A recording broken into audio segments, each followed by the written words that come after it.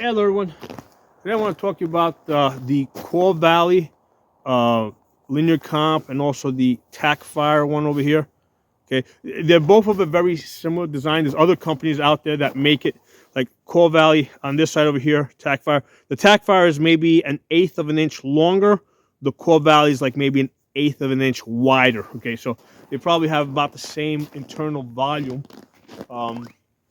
Let me give you a close-up of the Tacfire since it's in my hand here. All right, so it's got the 1/2 by 28 threads in the back. Okay, and it's got the center hole for the bullet to come out. And then it's got those 6 holes around the center hole. Now that material that's around the center hole, right? That material, right? When the gases come out and they hit that material, it kind of functions as a muzzle brake. Okay, so this design, right? This linear comp design, and it's pretty cheap. Like the Kaw Valley one, I got for $35. I see right now they're going for about $50. But if you time it on the holidays, you should be able to get the Kaw Valley one for $35. The Tacfire I got for $20. Okay, and I over the Christmas holidays, I had seen these on Optics Planet for $10, and I am kicking myself. I should have got like 5 of them, right? Because these are pretty good. Yeah, I mean these are pretty decent. At the time, I actually did not know how good they were. It's only recently that I've been testing them and comparing them to other muzzle devices that I have, and I'm like, yeah, these things are like really, really, really good. So one of the muzzle devices that I'm using to compare them to, right, is this Radical Firearms Spitfire. Okay, now this is a really good muzzle device. Unfortunately, it's not available. They've discontinued it. I hope they bring it back. I would buy it like right away if they brought it back. I would get it in the 30 caliber. I'd get it in the 22 caliber. I'd get it in any other caliber they had. This is an excellent muzzle device for the $140 that they were selling it at. So with this, I have this in an 11.5 inch AR pistol, right?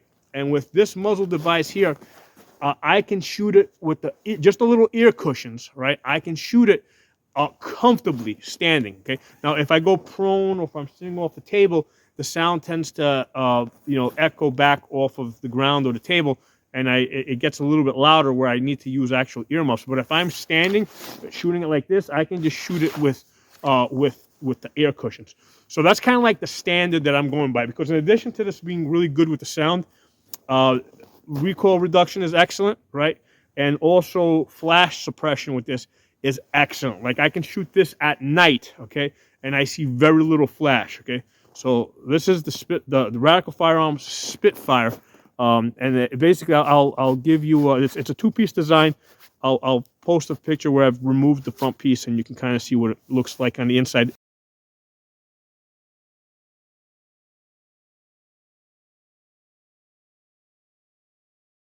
And it does a good job of both trapping the noise, acting as a muzzle brake, and also like it'll trap the gases in there so that they get a more complete burn, so you don't get the flash. So that's the standard that I'm using to judge all other muzzle devices now.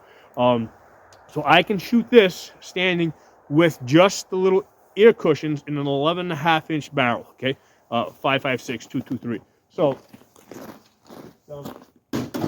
using that standard, okay, with the Kaw Valley and the Tacfire, right now this is a 13-inch barrel, so it's a little bit longer. So basically it has a little bit of an advantage, but not much. So with this, if I'm just using the ear cushions, you know what? It puts it just above that discomfort, right? It's not comfortable to shoot with just the ear cushions, even though this barrel is like an extra 1.5 inches longer. It's not comfortable, but I can very comfortably shoot this 13-inch with earmuffs. Okay, so this works really well. Now, if I put this length, the barrel length doesn't matter, right? Because if I put this on a 7.5 inch, it gets really loud. Like I have to almost like double up on the ear protection. I'll put the cushions and the muffins on top. 7.5 inch to 11.5 inch. Big difference, okay? So that's one of the things to be aware of with these muzzle devices. barrel length matters. You're not going to get the same results in a 7.5 that you're going to get in the 11.5 plus. Now, I've also tried putting it on a 16-inch. Interestingly enough, when you go to the 16-inch, you know, and compared to like the flash hider, right? The standard A2 flash hider, there's really no additional benefit, okay? So you're going to get that benefit somewhere between, you know, 10.5 inches and maybe 14.5 inches. By the time you get to the 16 inches, I couldn't tell a difference between the flash hider and the muzzle device, okay? So now the A2 flash hider, right? This is what I keep on most of my guns. This works really good, okay? Because the way, like, it's closed on the bottom, so the gases come out the top. So it works really good as a compensator, and it actually works pretty good at dispersing the flash. So it works pretty decent at night as a flash hider. So this is a really good, cheap device, and I'm generally not going to change the A2 flash hider unless I need to, unless there's a need for it, unless I'm like not satisfied with this. Okay, so when I go shorter than 16 inches, okay, you know, either with a 223, you know, some type of a 30 cal, I'm generally not satisfied. Okay, so I need something else. So I have this style over here. This style of a muzzle device here, right? That basically is not closed at all in the front. And here I got a 30 caliber version. I'll show you a 30 caliber version. Just bigger. Okay. Don't waste your money with this, okay? Because get the other one, it's just going to work better, okay? I got this on sale. It was like over the Christmas holiday. It was like something like $16 or $17. But yeah, there's very little additional benefit to this. All this does is send more. It does send more than a little bit more than noise downrange, but you don't have like any cover in the front to give you any, you know, so for it to act either as a muzzle brake or to like really like try to slow down those gases. I mean, what am I going to do with this? Like, one of the ideas that I have is if suppressors come out of the NFA, what I was thinking of doing with this, or I mean, I don't even know if I would bother. I think that suppressors coming out of the NFA, they're going to become so cheap because all the companies that make shielded muzzle brakes are not going to be selling suppressors, that it's not going to be worth me modifying this. But one of the things that we could do is, first of all, I'm not sure what type of metal this is, but if let's say this is stainless steel, I could get like a stainless steel washer, and I could weld that to the front, okay, and that would probably now act as both a muzzle brake and probably slow down the gases a little bit, okay. You know, maybe fill in those little holes on the side here with the welder. Now, I don't know if it's, because it may very well be legal to do that now as well, because there's no baffles or anything on the inside, so that's, you know, so I don't see why it wouldn't be. But like I said, I'm just not going to bother, okay. But that might be something to do with these type of muzzle devices if suppressors come out of the NFA, and now all of a sudden you've got a drawer full of these things, and like you're like, okay, what am I going to do with this thing now? Okay, so that might be something to do, right? So over here, I've got the Deer Creek shielded muzzle brake, okay? So there's a 2-chamber muzzle brake on the inside, and then there's a shield on top, okay? All right, now this is on my AR-10, right? There's a 308. So I have an adapter that I use to put that muzzle brake on this gun over here, on this 13-inch. And what I did is I shot that muzzle brake, that shielded muzzle brake on here, and then I put the Kaw Valley on here like immediately after. And because now that was like, I think $120 shipped. You know, again, this is like anywhere from $10 to like $50 depending on what kind of sales they got going on. So again, this is a really good, very efficient linear comp, okay? And I also had the Badlands, right? The Sharps Bros Badlands. I've done videos on both of them, and I had compared to that to this, right, as well. So again, back to back, put the Badlands on, shot that, took the Badlands off, put this one on, shot it. So yes, I mean the Badlands did a little bit better. That Deer Creek did a little bit better, but only a tiny little bit. I mean this Kaw Valley is actually producing very decent results. Okay, so yeah, I mean I highly recommend this, man. I mean especially if you can get this Tacfire, for example. If you see this thing go on sale again at Optics Planet for $10, like they had it over the Christmas holiday season, get a few of them, man. These are good because here's the thing: if suppressors come out of the NFA, right? Again, one of the things that you can do is you can just take a welder and you can fill in these little holes, right? Fill in these little holes around the side here, and what that would do is that would give you, that would probably give you additional compensation. That would act as a better muzzle brake. Again, I don't know what it would do for the sound. I haven't tested it. I'm probably not planning to. But this style over here is a lot easier to fill in with a welder versus trying to take this style over here, get a washer. You know, you got to match up the metals, and trying to center this and trying to do that. So I would definitely recommend getting this style of a linear comp. Okay, so but this thing by itself works reasonably well because again, here I have the $120 Deer Creek Stealth Blast, right? And first of all, it's bigger, right? It's more expensive. It's longer. And with the 5.56, this only worked a little bit better. Okay, only a tiny little bit better. As far as recoil reduction, it was a little bit better. As far as noise reduction, it was only a tiny little bit better.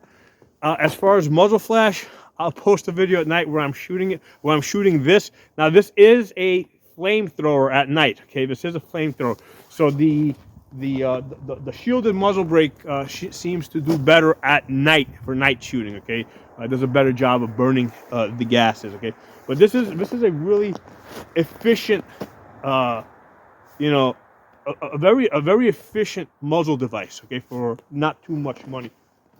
Anyway, let me fire a couple of shots for you guys. I mean, it's kind of cloudy right now, so you might see a little bit of a muzzle flash. But I'll shoot in your direction so you guys can see.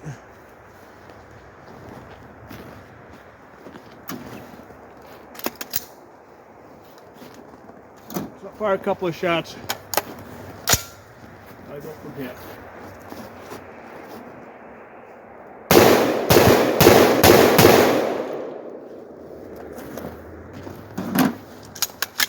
So if I just had a bird cage on this, it would be a lot louder. Okay, so the length matters, right? Because when I put this linear comp, right, this Kaw Valley and the Tacfire on the 7.5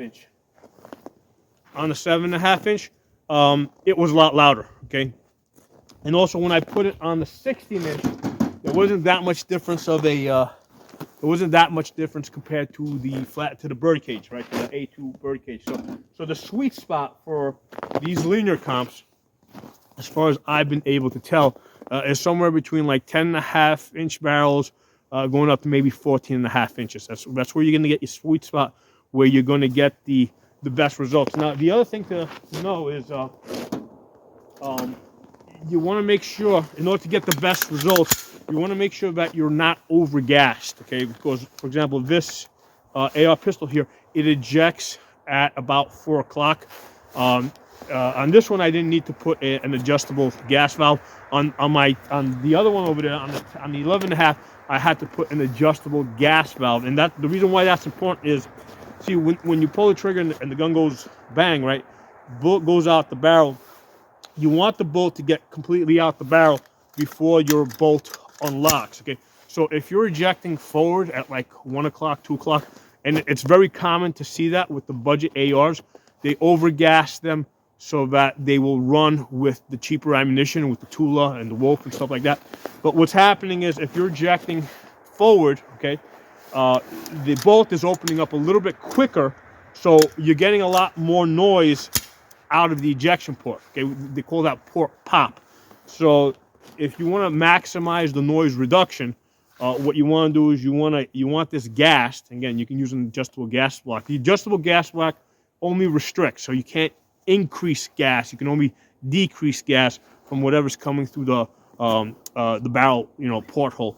So you can use an adjustable gas block to reduce the gas, so that the bolt is opening up a little bit slower, right? The bullet has a chance to get out the barrel, and then when this does finally open up, most of the gas, most of the noise has already come out the barrel.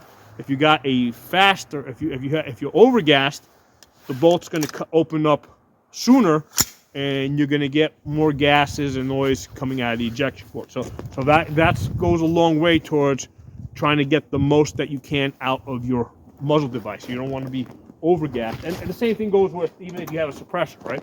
If you're overgassed with the suppressor, well, you're gonna have all sorts of problems now, because now you're gonna have a way more gas coming out of the gas port and spitting it into your face, and it generally becomes very uncomfortable when you're shooting overgassed guns with suppressors. So you definitely want to tune down the gas on those. But the same thing applies with these muzzle devices. Okay, anything that's trying to send more gas and more noise downrange out the barrel, if you tune down the gas, you're going to get less out of the gas port. So a few things for you guys to think about. But yeah, I highly recommend these things. Not so much at the $50 that they sometimes ask for them. $35, $25, $35, okay. But yeah, if you can grab these at Optics Planet when they put them on sale for, like, especially the Tacfires, for $10, grab a few, man. Because like I said, you can, down the road, if suppressors come out of the NFA, you can experiment and try to fill in those holes around the edge over here, and see what it does for you. Now, I don't know the legality of it. Like, it may be legal to do it now, right? Because there's no baffles in these things, so it might be perfectly legal to do it now. I don't know. Okay, but that's one of the things I want to keep in mind as I'm buying muzzle devices now, right, in February of 2025. I'm also, I'm buying the type of devices where I'm keeping my options open, where if suppressors come out of the NFA, okay, what can I do to upgrade these things? Okay, so drop some comments. Let me know what you guys think. I'll talk to you all soon.